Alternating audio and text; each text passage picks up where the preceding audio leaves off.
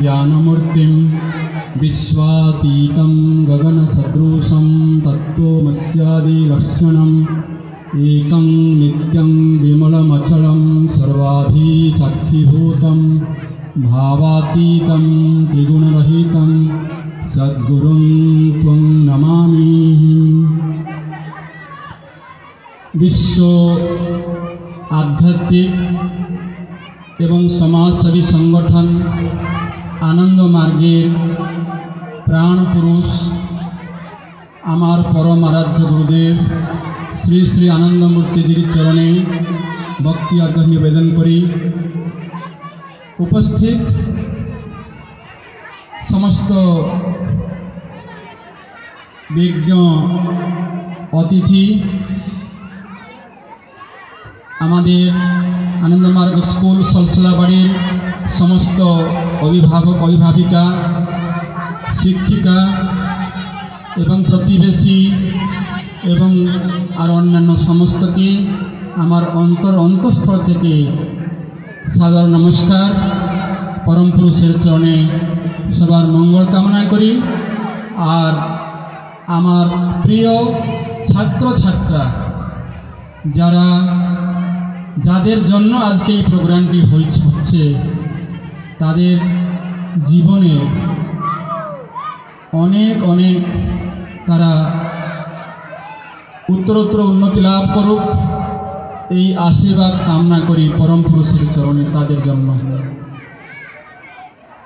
আজকে আমি খুব আনন্দিত আমাদের যারা ভবিষ্যৎ আমাদের দেশের তাদের মধ্যে যে প্রতিভা লুকিয়ে আছে সেটা আমরা সবাই তার সাক্ষী। পরম পুরুষ যিনি আমাদের সবাকার সৃষ্টিকর্তা তিনি অনন্ত, তাই সবাই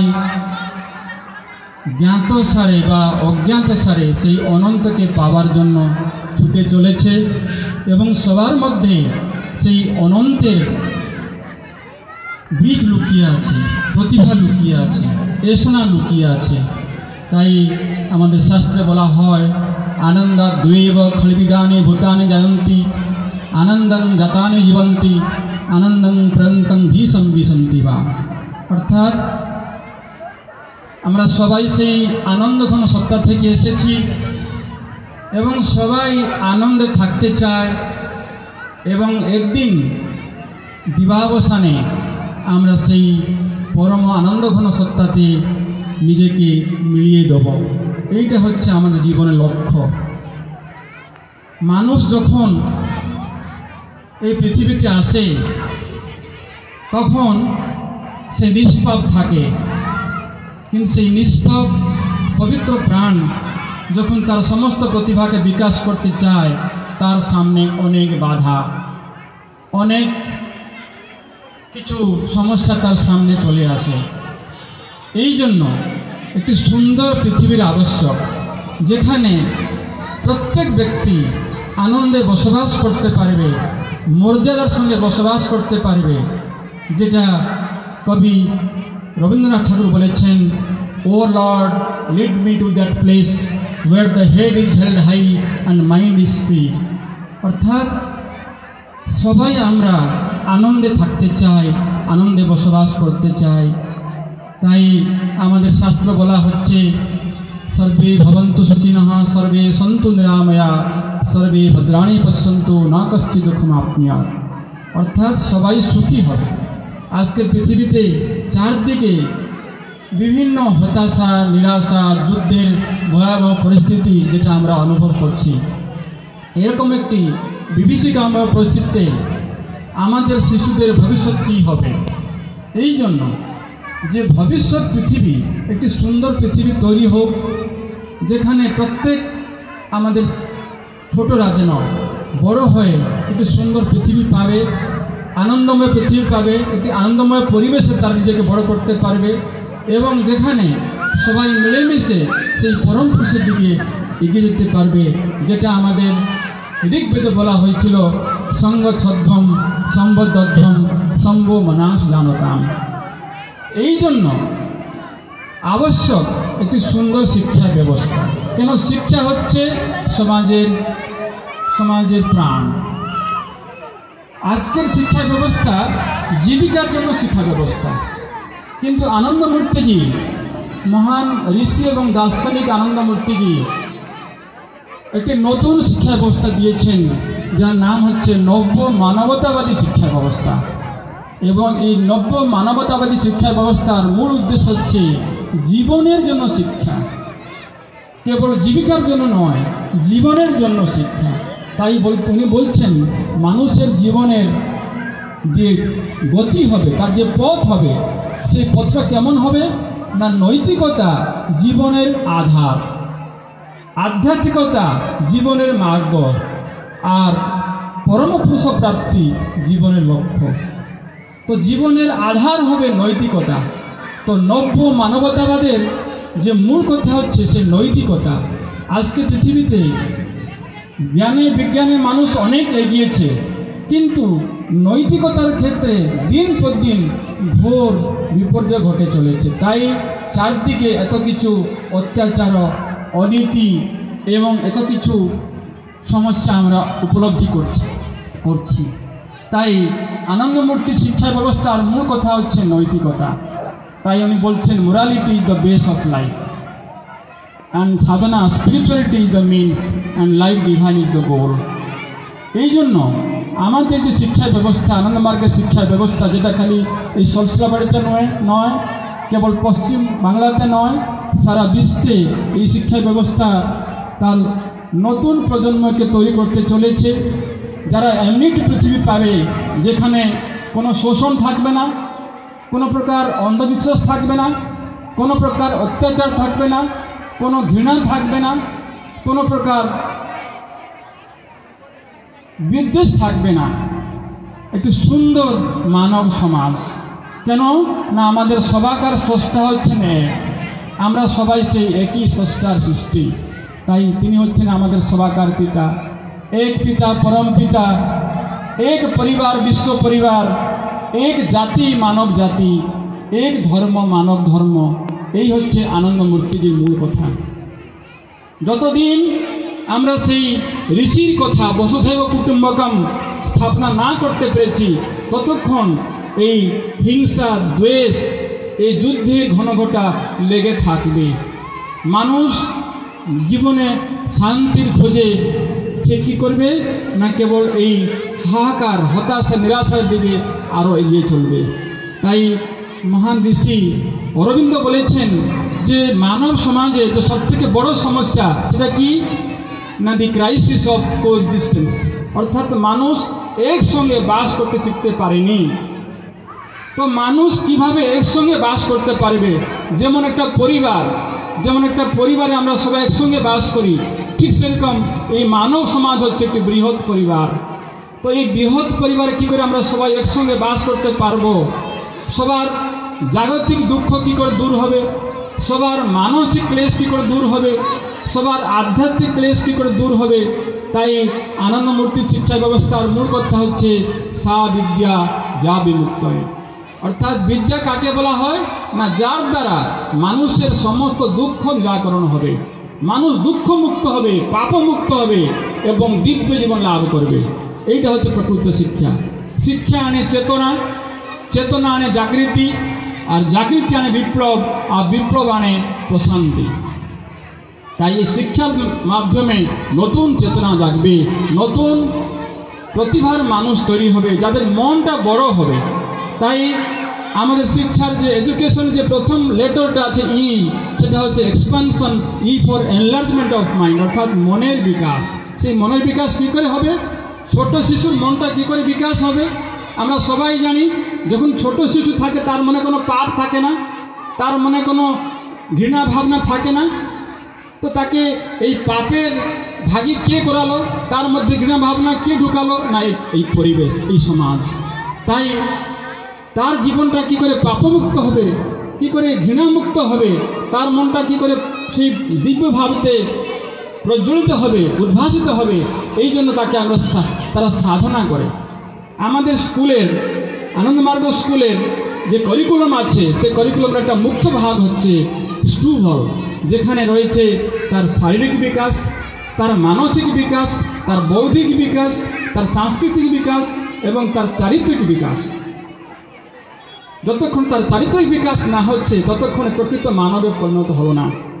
তাই আমাদের যে এডুকেশন রয়েছে, শিক্ষা ব্যবস্থা রয়েছে, সেখানে এই চরিত্র গঠনের হচ্ছে মূল কথা। এই জন্য আমাদের শিশুদেরকে শেখানো হচ্ছে যম নিয়মের দশরত্ন, অহিংসা, সত্য, অস্তেয়, ব্রহ্মচর্য। বাচ্চারা প্রথম থেকে শিখছে কি আমরা জেনে শুনে কারো ক্ষতি করব না, আমরা সবসময় সত্য কথা বলবো, অন্যের মঙ্গল চিন্তা করব, কারো জিনিস আমরা তাকে জিজ্ঞাসা না করে নেব না, এবং সবাই সবসময় ঈশ্বরের ধ্যান করব এবং অল্পতে সন্তুষ্ট হব, অর্থাৎ যা আমার আবশ্যকতা তার থেকে বেশি রাখবো না, অর্থাৎ এই যে লোভ বৃত্তি থেকে আমি সম্বরণ করব।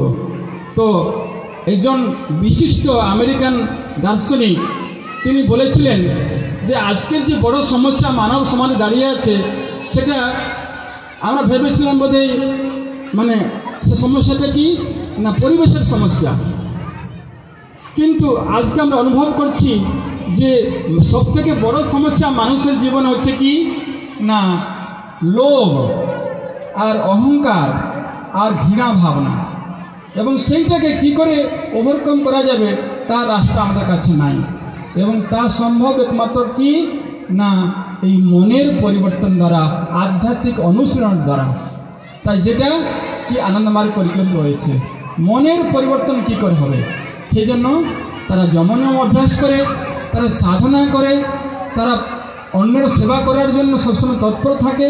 আজকে আমরা খুব অভিভূত হলাম যে আমাদের স্কুলের যারা পুরাতন ছাত্রছাত্রা তারা এখানে উপস্থিত আছেন এবং বিভিন্ন সেবা কাজে এখানে উপস্থিত হয়েছেন, আমরা খুব অভিভূত হলাম। তো এই যে নব্য মানবতাবাদের যে মূল কথা, সবাইকে ভালোবাসা, অর্থাৎ love for all, respect for all এবং কেয়ার ফর অল, সবাইকে ভালোবাসতে হবে, সবাইকে সম্মান দিতে হবে এবং সবার সেবা করতে হবে। এই গুণগুলো আমরা ছোট্টবেলা থেকে এই আমাদের শিশুদের মধ্যে আমরা সেটাকে জাগরণ করার জন্য চেষ্টা করি। এইখানে দায়িত্ব রয়েছে মাতা পিতার, এখানে দায়িত্ব রয়েছে আমাদের শিক্ষক শিক্ষিকাদের।